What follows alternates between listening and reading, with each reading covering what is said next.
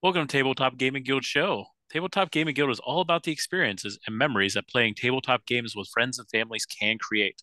Today, we are here with Pablo from Erie Idle Games, who had very, very successful Kickstarter recently, The Old King's Crown.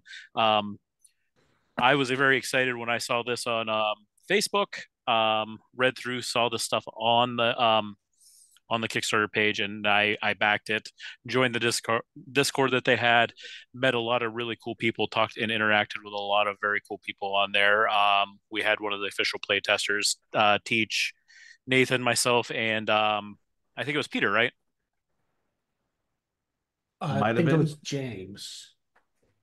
Yeah, James or Peter. What are but the three of us, we got to play a game. We didn't make it all the way through by the time we got to teach and everything, and some of us are getting up there in years and can't stay awake very long anymore. Me. But it was a fantastic game, and it really solidified the choice that I made to back this game. So I'm very excited for when it gets to deliver. But I'll turn it over to you, Pablo. If you can give us a little backstory of your world that you have, and then we can talk about what you got. Sure. So the Old King's Crown, it's a strategy game. It's a pretty heavy strategy game, although it has a kind of core base to it, which is very simple. You have some hidden information, and you are using that hidden information to try and win regions of this fantastical world. And from that system spirals out lots of things that you can do. So there are asymmetric factions, and you can control different councils of this medieval kingdom, and you can acquire new cards, and you can kind of build a tableau using these neutral cards. And so from a really simple kind of bidding system, the game kind of spirals out. And that was always the kind of the exciting thing for us about this game, was that we hinged it on this very simple premise, and then we wanted to see how far we could kind of push that. And then coupled with that is a kind of there's narrative elements, but they're all just kind of hinted at. So you each play an heir to this kingdom that's kind of crumbling after the old king, from the namesake of the game, has gone missing, or is otherwise gone. Maybe they've been removed by one of their rivals, or they've disappeared into the night. They've pulled a King Lear and they're wandering around the moors, shouting at the moon. We don't know. And so yeah, that's the game. I've been working on it for years, and I can say that with confidence now because I really feel all those years. We've been working for a very long time, and it has been, we were saying this just at the very start, but it's been a fascinating journey. We have backgrounds in, I come from video games and from illustration and animation. Um, and when we got into this, started making this game, we had no idea um, what a journey it would take us on. And crucially, the people that we'd meet, including, folks like Coworley from Leader Games, and Leader Games themselves, have been amazing. And to say nothing of the wider community that we've built, which has just been, yeah, it's just been a fascinating process. And it's been a long road, and it's nearly done now. Uh, until the expansion. And one thing that you mentioned, your background and everything like that. Not only had you designed it, but as I can see, you have illustrated a good portion, if not all, of this game too. Yeah, Um, yeah. Before we got on to even do the playthrough, it was Peter that was on there because I remember I was at James's house and I sold Peter on the playthrough by showing him the artwork. And once he Mm. saw that, he was like, "Oh yeah, this is something I would definitely play." Um, and that's what really caught my eye looking at it too. But um, I've been talking a lot here. Nathan, you were on the playthrough, so why don't you talk about the game a little bit, what you saw, and then Well, first off, I'm trying to remember who won. I can't remember who won, so that we probably didn't means I finish. didn't win. Oh We yeah, we didn't didn't finish. finish, but I don't think I Yeah. was winning.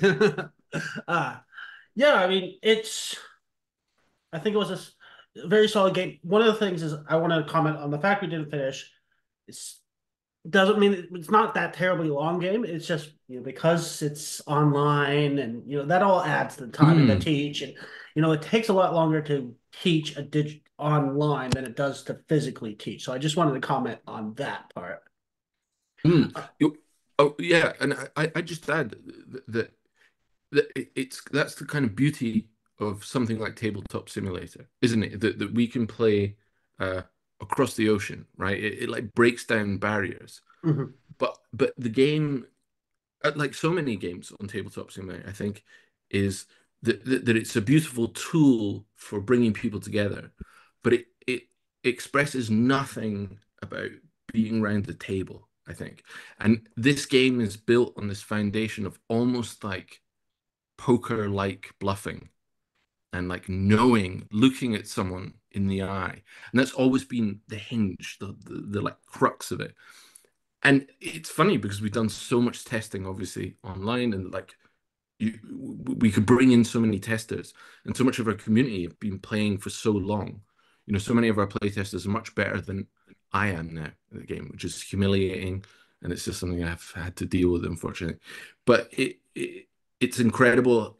I think such a useful tool, but as you said, there are like limitations to it. And a card flip becomes, yes, it's just a button press, but you've got to mouse over it to it, and it also has none of the kind of, I don't know, the intentionality that can come with uh, bluffing or posturing or all these things. So yeah, I just thought I'd add that. Kind of like Yeah, that tactile element to it. Yeah, and something of the measure of people in a strategy game, and especially one that has hidden information. This idea that you're gauging yourself against other people, I think is something that really benefits from being around the table. Not just the pace of it, because the game is much quicker when you play it face to face, but there's something about the having the measure of someone, which is really good. You want to look in the whites of their eyes when you're lying. That's the it's Yeah, actually or look shifty when you need to. You're like, oh no, yeah, yeah, yeah, yeah, yeah. Oh no. it's actually kind of funny that you mentioned that. It's like you have some players that are better than you. It's like that's something we've heard from a few different designers. Like a lot of designers seem to say that they rarely win their own games. So is that something Mm. you're experiencing as well? Yeah, yeah. So the game is very low luck.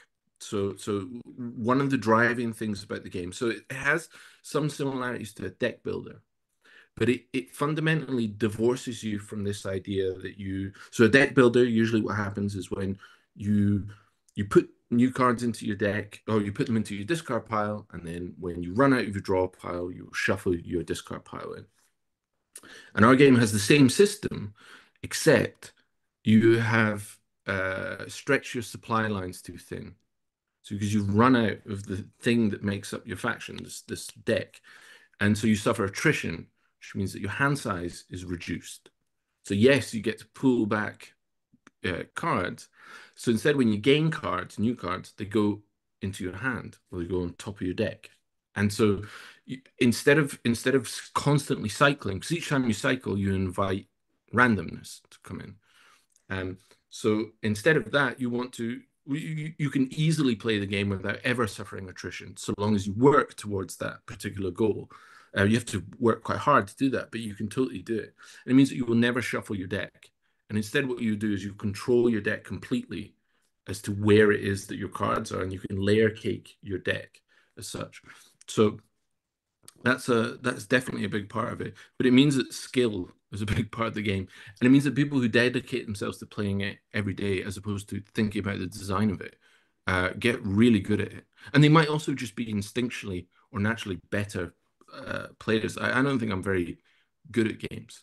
I don't think um, I don't have the desire to win. Like I don't have the go for the jugular. I think that's missing from my thing. Oh, I'm like, I'm okay. I'm okay to come second. In fact, I'm okay to Wait, come last. so you didn't have your father telling you every day, If you ain't going to play the end win, why are you even playing? No, no, my dad, he's a big softie. He's just like, just try your best. And see it on the Discord, seeing like the play testers play and then posting the scores as they go. You'll see like scores are like 1-2-0-4, and then 30 minutes later, 13-9-6-4, and Or you're like, what happened in one round? yeah, you can get some wild stuff. The game broadly escalates. So as the scores go, like as the rounds get higher and higher, so the stakes. So by the final round, you know, the distance that someone can cover can be quite large. But yeah, there's a few players who are pretty remarkable. There's one in particular who, when he first joined, was not great, um, and now he's become a kind of like he sort of haunts the Discord because he's gotten so good that it's really intimidating. But it's good. It's good. I love that. I love people taking systems and shaking them and challenging, you know. And I think that is one of the most beautiful things that you can have with something like this. If you're aiming to make something competitive and consistently interesting, is for those players to challenge the system that you're making and use it to their advantage. You know, if the system can be bent and wrought in new and exciting ways, that's exciting. I mean, so long as it holds together, right? That's the And I've seen a few times in the Discord that they bring stuff to your attention. We have found yeah, this, yeah. and you There's and it's definitely refreshing too on your end that yeah. you go and say and you address it and make changes. Because I've been in other ones that they're like, okay, we'll take note of that, and nothing ever comes about Nothing it. happens. Yeah, yeah. Well, I think it comes down to uh, I like I mentioned Cole Worley earlier, and I think one of these things that he said, and I certainly this is true in my experience working in the video game industry as well, is that it's a miracle that large projects get made, right? And I say large projects. This project feels very large for me, obviously, because it's taken up so much of my time, but you only get to make so many things, and it's very, very rare that you get to make something that is yours. Usually you're doing it on behalf of other publishers, and you're doing it on behalf of contract work and all these things. That if it's yours and you've got the opportunity to make this thing, it like take my view on it is take the time, because you won't get many shots like this. So I'd much rather get it right, or fight as hard as I can to make it right, you know. That's me excusing it when there's some game breaking thing. So it sounds like from what you've been saying that you had the concept for the core mechanic first, and you built from there and built the theme on top of that, and just slowly built over the years. That that's exactly right. I remember one of the no, it wasn't criticism, but when we first started showing the game to people, a lot of people said it looked very pretty, but they were worried that there was nothing underneath it. But the the theme came much later. It was a mechanical game first, and then we started working on the theme, um, and allowing that time for it to percolate has allowed. I think it's made the game much more mechanically interesting. That's just no doubt. Even from when the Kickstarter campaign ran, these last going on like 8 months have just been wall to wall playtesting, and development, and it's made incredible improvements to it in ways that I will fully acknowledge were beyond my skill set to understand at the start, or even envisage. It's just through through competitive play, if you like.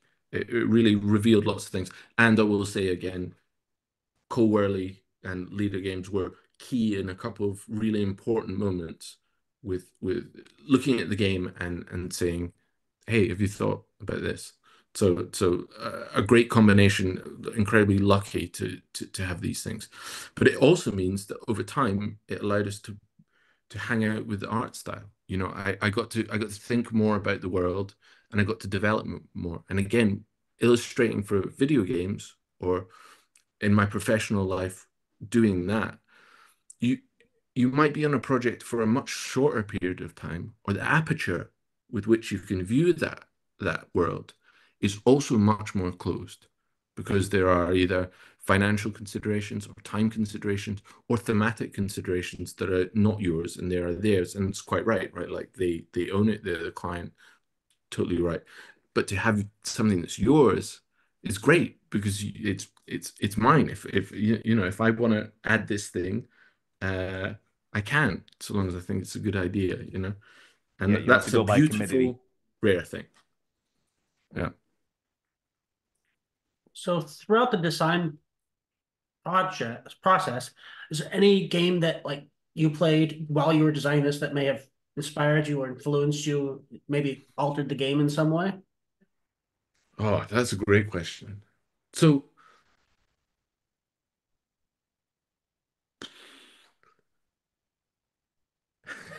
no, something that altered. I don't think anything altered it. Um,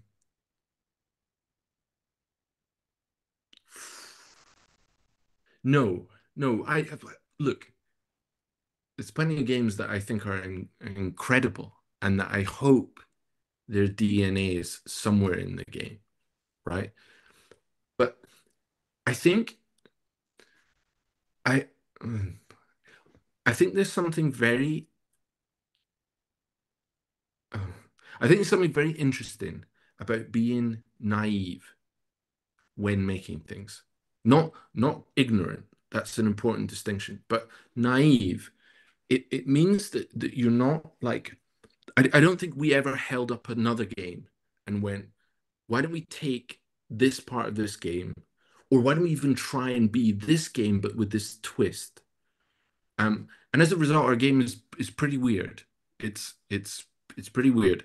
It's got like a procedural thing, so you play through a year together, but then you split up, and so you're playing simultaneously, and then you go off and do your own turns, and it's not like turnabout across the whole thing. So it's quite odd, and some of the mechanics are quite odd.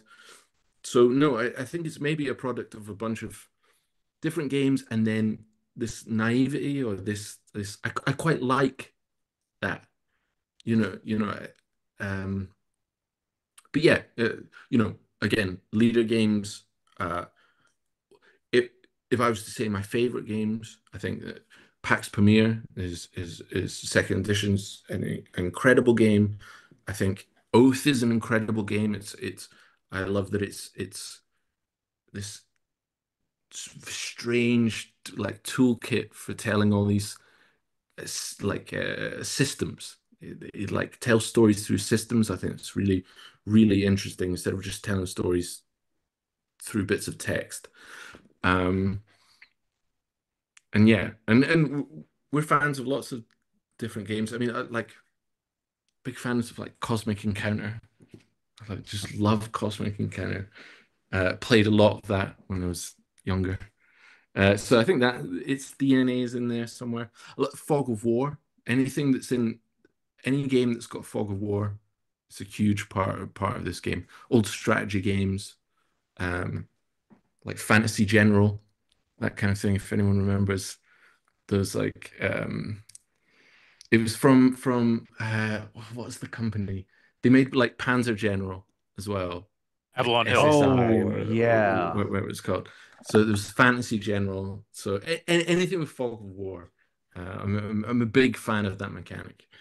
Um, and yeah, yeah. Sorry, I didn't answer that question very well. Basically, no, I don't think there was one game that I played that sort of like shifted the whole the whole way that we viewed it. Um, no. Although Well, I will give, sorry, one more thing. I'll give a tiny wee, like, not a, or a big shout out to John Cloudis and Small Box Games. So he's a designer who's probably his most famous game is called Omen, a reign of war, and oh, it's just great. It's really great. But we didn't play that game until halfway through development, or I didn't. Um, and it's a kind of it's a lane battling game, and it's got three places that you're sort of fighting for. But I just think that that is a fantastic game, and well, I don't think it influenced our game because so many of the mechanics were already in place. It's probably the game we play the most at the studio. We play that game pretty religiously at the studio. uh, I like how you said the the naivety Mm, because coming in into designing, like I've never designed a game, but doing a lot of different things that I have, I think that that's actually a really good trait to have in there because on the key aspect of you don't know better, therefore you're mm, not afraid. that's it. That's it. I think it's why like bands, music bands, often produce incredible first albums, and it's because they're not checking themselves. They're not second guessing what they're producing. They're producing it in a very like naive and instinctual way. And I think that's something that can be lost and it can be recreated. You know, you can redirect yourself and deliberately not pay attention to what's happening around you. I think there's different ways of doing it, but obviously a big part of it is you don't want to be ignorant of things. I think that is important. So it's a very delicate balance. You don't want to be deliberately ignoring things or being dismissive of them. I think that's terrible, you know. But I do think that there's something in being excited about things and not checking it against a roster of other things that have done that. It's very useful. Yeah, I can see what you're saying because that's kind of I kind of toyed with the idea of designing, but that's one of the things that actually stopped me. It's like, okay, I have this concept. Well, this game kind of already does that. Yeah. Well, that shouldn't stop me because I can still put my own twist on it. I Yeah. I completely agree. Completely agree. And also, I would say that see when you start designing that thing, I imagine that by the end of designing, it'd be a different thing. So Mhm. to stop at that stage where you second guess yourself out of it is the wrong stage to stop. You should plow ahead and be like, because then you'll discover that no, I can do it differently. All right, or I can reject that particular part of that thing and it becomes a new thing. Um, and I think, yeah, I think it's easy and totally understandable to to stop at that kind of stage because you go, oh, it's been solved or it's been done. Yeah, so I guess when you're kind of like getting through the playtesting part of it, like I did Mm, like some playtesting with like a dodgeball card game that I made like a while back. yeah. And there was like a lot of things that kind of changed from feedback and watching somebody other than me playing it. So what was Mm, kind of like probably the biggest change you were like, oh, this isn't working at all, or like this is super confusing. How do I, like what's like kind of the biggest mechanical change you will end up having to make after watching it in the wild? yeah, that's a great question. Um,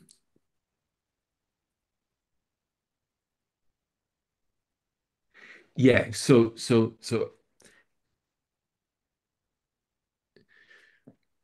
there was a key moment which was relatively late in the game when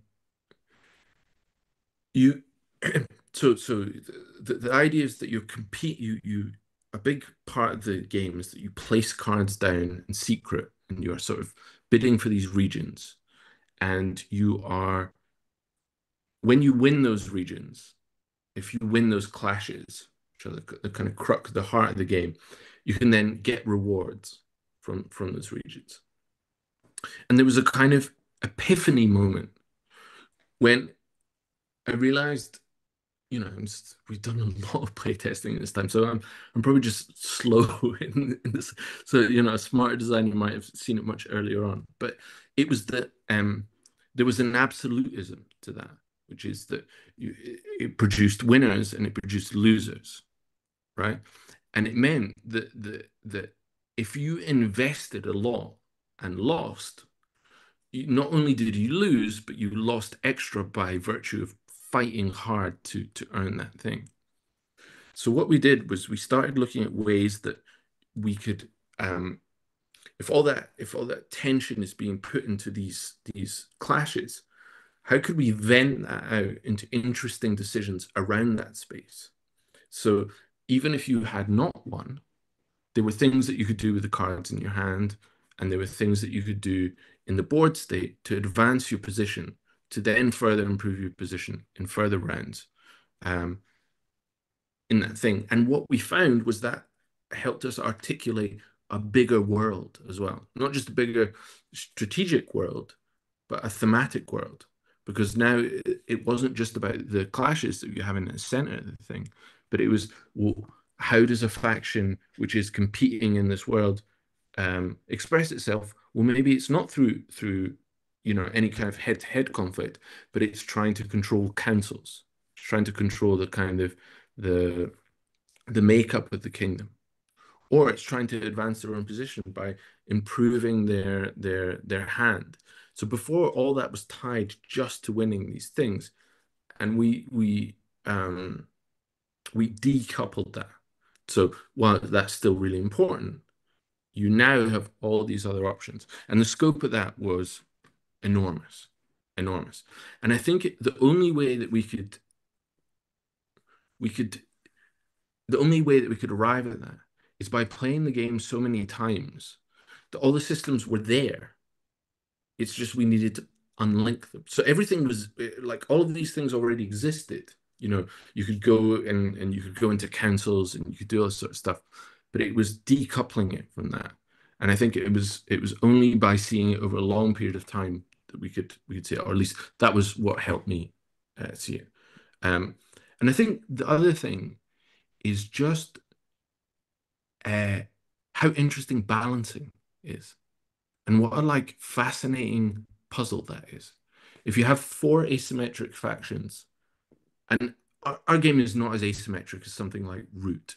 In Root, you're not only are your starting positions different, but the way that you score might be mechanically different. Our game is not so much like that, but the factions are really pretty different, especially when you really get into them. And balancing those has just been the most fascinating puzzle. And so I would say that if the decoupling thing was the big epiphany, that's just been a consistently interesting thing. Having playtesters constantly play the game, and this community grow bigger and bigger and play more competitively, and just see the nuance of things and see how people can take this system that you've created. Because we always wanted to make a pretty expressive system, so you can do a lot of stuff in the game, and you can get pretty wild with how you can combine things. And that's always been a core tenet, that if you want to, like we say, generally a rule in the game is, if you think that you can do this horrible thing, you can. You don't need to check the rule book. It's there. You can do it. And so it's been amazing watching players do that, and express themselves with that and see what they can do with it. So that's been a big, huge part of it.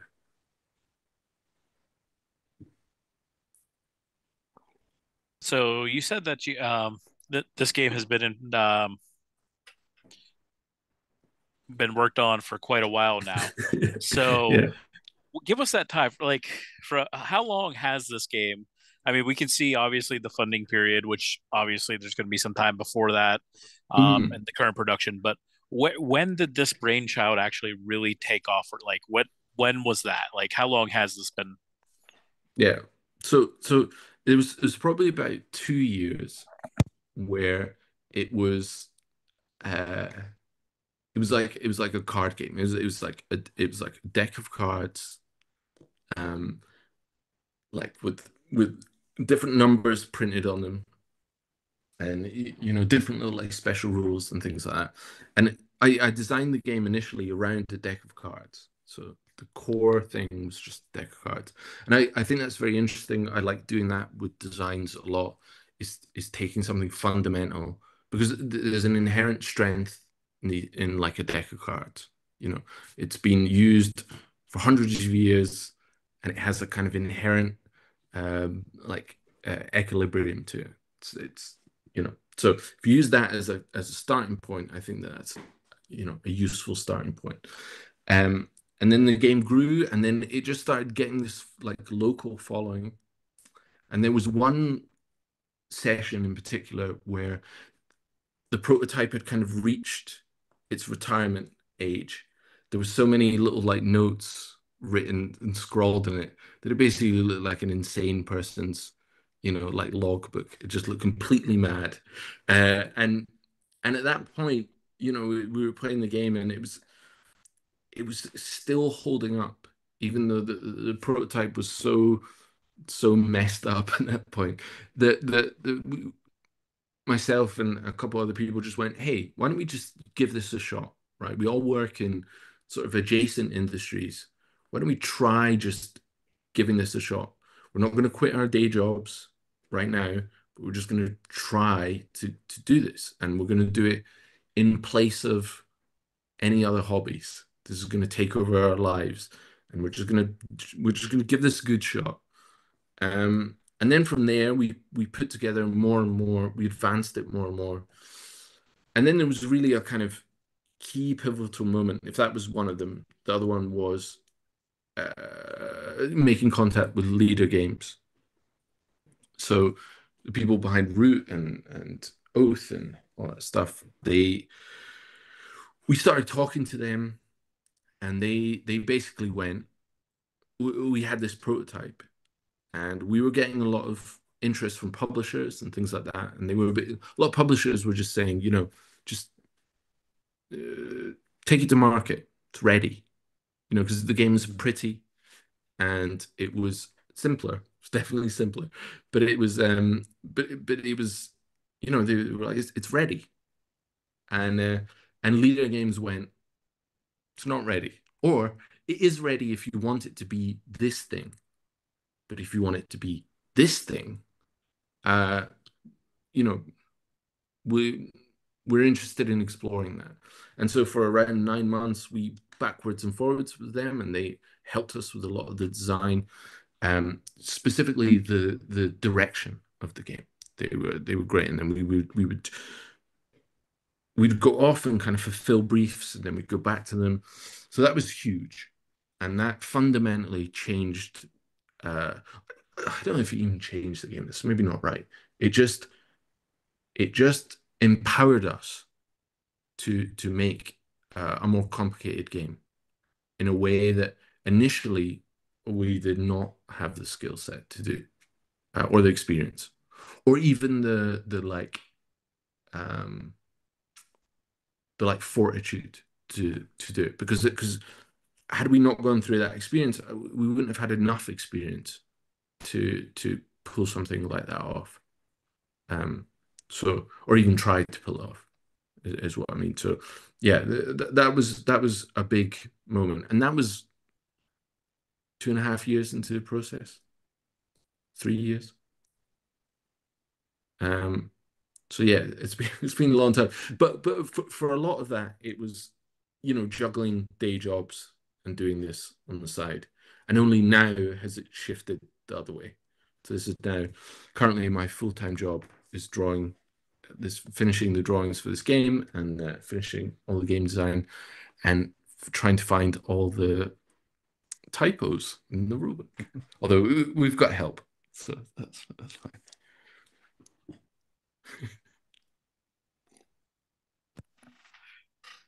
And then you put out the product and you get the legion of fans that are enthralled with it, and it can only make you feel great about, having a quality product if you can draw such a great following. Looking at the numbers, like you got over 400,000 raised in the Kickstarter for a Mm, first time developer, yeah. first Kickstarter is absolutely phenomenal. And it should make you feel very proud of the product that you've No, put thank together you. if you can get that. Thank you. That's very kind. That's very kind. And I I just hope that the final thing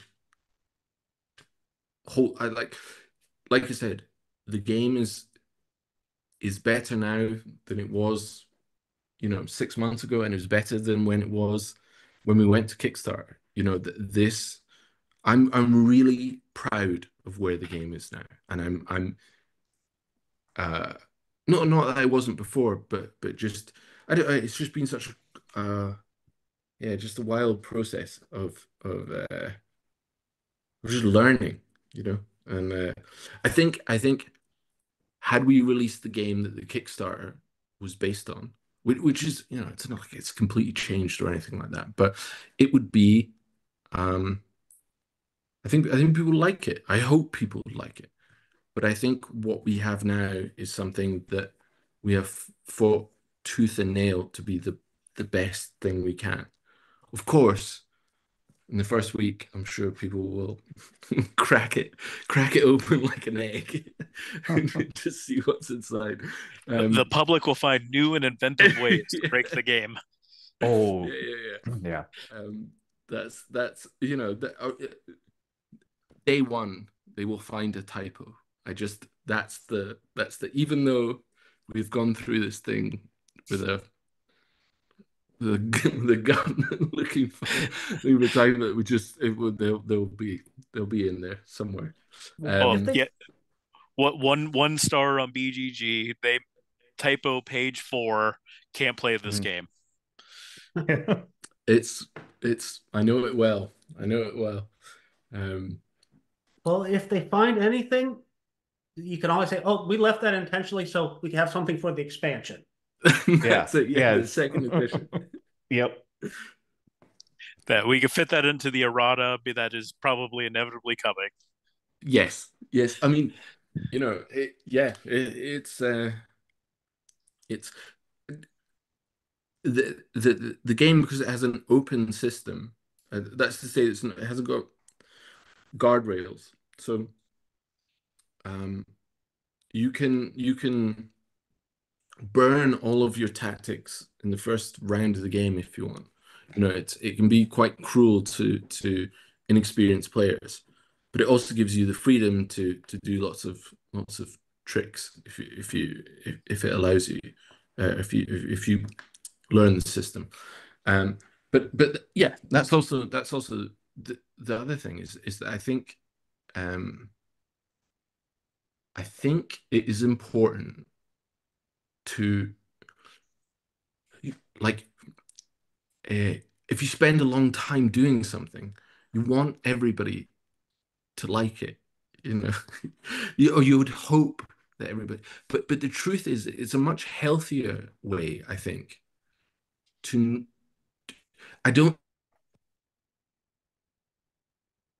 think that's an obligation. I don't think things are for everyone. I think that's a good thing, you know. Um, this game is asking stuff at the door. It's going like, hey, this is like a kind of big, heavy strategy game. And and it's cruel. You can be really mean to each other in this game. And I think you could soften those edges. Um, but I think it's okay to make things that are not for everyone. Um, obviously, obviously, what you want to do is make it inviting for people to discover whether it's for them. And I am a very happy, like somebody played it recently. They like reviewed it and they came to Discord and they were like, I played it with my group and we had all read the rulebook beforehand. Obviously, the rulebook is still technically in prototype. Like we've just finished what is the final rulebook and it's all laid out and it's all very pretty. So this was just essentially a Google Doc that they were using, but they had all read it and they played the game and they were like, for two of our group, it was great. And for two of us, it's just not for us. But what I loved about it was they had engaged with it in the terms that it's kind of asking you, which is like, hey, it's a kind of complicated game. Like go into it, like learn it. And then the response to it was still, for two of them, it's like, it's not for me. That to me is as much as you could ever hope, right? If somebody engages with you on the terms that you've asked, then great. And I don't think it does the game or games or the world any good if I try to make it that thing for everyone then, you know? I think it's much healthier that the people who want to engage with it try to engage with it and either like it or don't like it. I think that's good. Yeah, and it also frees you up to do more because if you're trying to make everyone happy, you can't do it a Mm, lot of mm. things. Yeah, yeah, yeah, yeah. I think you end up with something that I think I think one of the worst things that you can do if you're making something is make something gutless. I think you should go for it, you know. And then if you fail, at least you fail like in a big fireball or something. Like at least it looks good while it goes out. So I gotta ask this question. So you said that the original version of it, you got the cards with the hundreds of notes written all over it. Do you still Yeah. have that floating around somewhere? I'm just curious if it still I exists. do, do you know what? I think I do. I think I do. It it, it was the the prototype was called Super War, right? And I want to be clear that I did not name it that. Um, but, but yeah, yes, like it had this just completely kind of not even abstract premise, but it was four suits essentially were in competition. Now I love theme in games. And I love thinking about it. I love stories.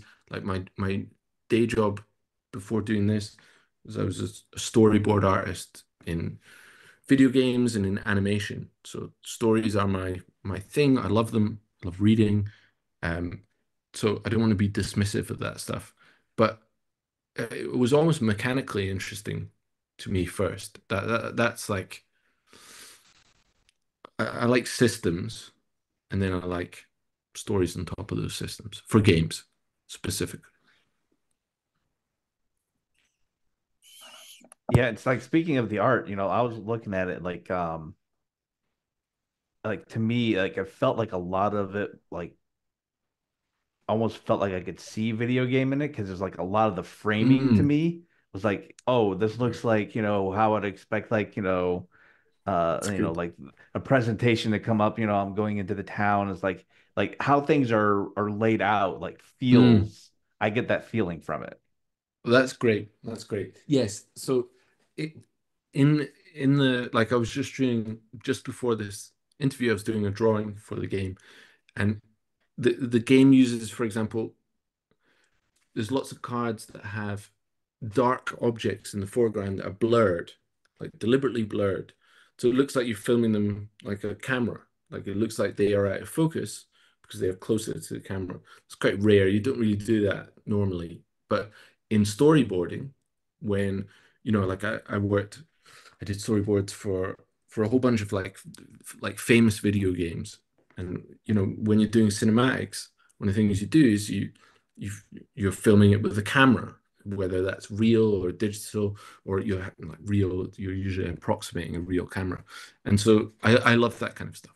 The idea that you're looking at this fantastical world, but as if it was being filmed in a film, or I think that's a great what I certainly enjoy because it's like why it's like the mixing of the two worlds.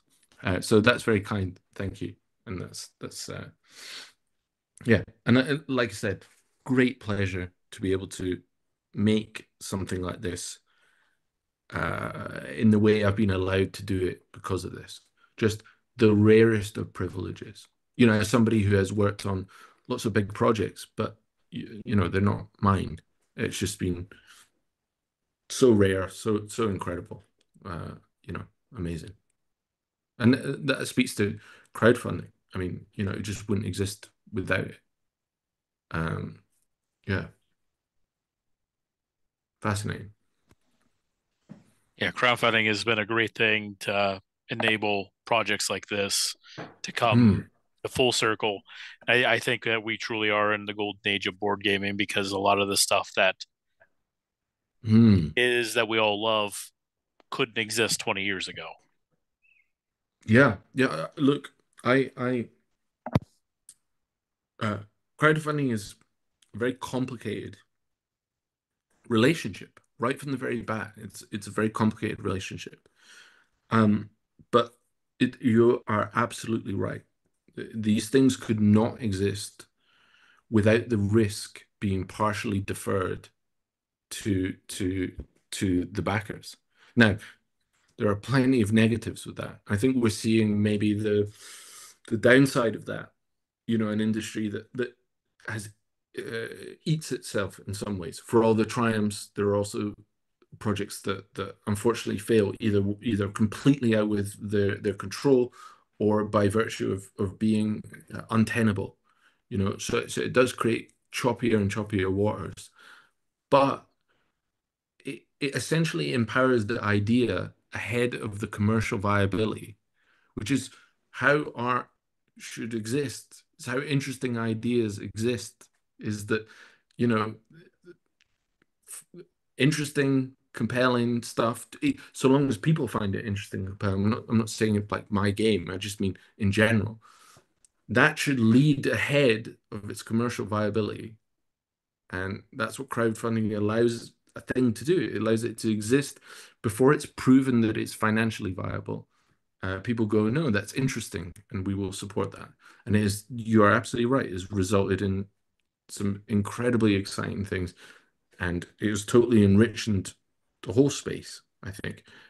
Leader Games, again, I should go back to them because we're familiar with them and their work so much, but they are a small group of dedicated people who can afford to have a full-time artist, almost unheard of in this industry. And as a result, they fostered a relationship with Kyle Ferrin that is informed not just the way that the games look, but ultimately the whole way that they combine their gameplay and their ideas, because that's a relationship that has been allowed to endure for years and years and years.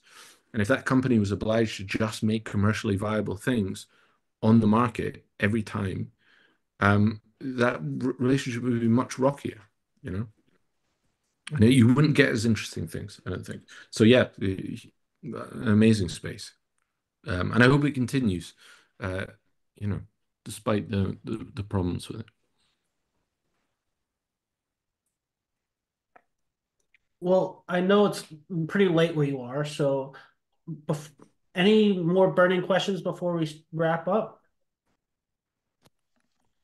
Um, so not so much a question, but as a time recording, we're here at the end of July, but it looks like Mm. late backers can still jump in and get a slice of this if they want to, and we'll definitely throw some links to your Discord because there's a fantastic community that you have there. We'll put the late pledge availability there um, for people. About how much longer until that's going to kind of uh, close up? Well, so good question. It will close up pretty soon, and the window is basically dependent on, we're currently just juggling our timings with our localization partners. So, for example, we've been working with Liz Davidson and Ricky Royal, who's been helping us with solo mode, and a bunch of other external editors. So we have started locking down and finalizing all of our text files, and so they will go off to localization.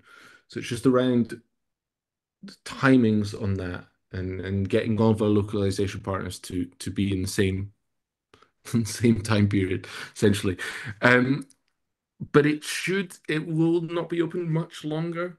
And we will know this within the next week or two, and that will coincide with our next monthly update when we will be able to tell people. But for the rest of, where are we? So end of July, at least until the middle of August, I think it will still be open. I'll have to double check that, but I think that's right. Um, yes, and then beyond that, it's something that I hope we've always been clear about advocating for is like uh, crowdfunding is great. It allows these things to happen, but also I think there is a terrible thing that happens where you get people who invest money that they do not have, or that they will not be able to recoup because ultimately they don't like this thing, and they haven't been able to see it come out in its final form to make that assumption. So when the game comes to retail, I would encourage people to if you're not sure about it, or you'd like to, just wait. Like it's, I think it's the healthiest thing you can do. You get to support the local infrastructure around you, because that's a whole other part of this industry that is uh, fascinating. And frankly, I think that that's the way that it should be. I think people should spend less money, and they should care about the things that they buy more, because they selected them, you know. So yeah, I would like, if people want to wait, I would. That's a good a good thing to do, you know, a healthy thing for our industry. By the way, I think that that's a like more of that would be good, you know. So if people want updates on release times and all that, where's the best place for people to go? So that's good question. So the Discord is great. And yeah, if we could put a link, that would be fantastic. And that's like a daily ongoing thing. So whether it's you want to play a game or you want to ask a question about the game, that is very active. The Kickstarter has regular um, updates that are kind of every month, and then occasionally a bit more where there's some like pressing thing that we talk about. Um, and so that's also good. And you don't need to sign up to a Kickstarter. You can view the updates just by going to Old King's Crown uh, Kickstarter. You'll find them, and so you can kind of see the overview of the game as well as these things. So those two would be best. And even on Board Game Geek, which is you know, a great place. So if you'd prefer to like ask questions on a more neutral forum, right? Because both of those are R spaces, if you like. But if you want to ask a broader question on something like that, then also there in the Old King's Crown part of Board Game Geek, then I'd encourage people to go there and ask questions. Um, yeah. So yeah, I think that's just about does it. I want to thank you for coming on. You've been very humble and very eloquent about your game, and Well, that's it is kind. definitely a solid game that we really enjoy. People can check out our playthrough, and of course, check out the Kickstarter and check out the various places we talked about. I think we'll wrap on that. Thank you everybody for watching, and have a good night.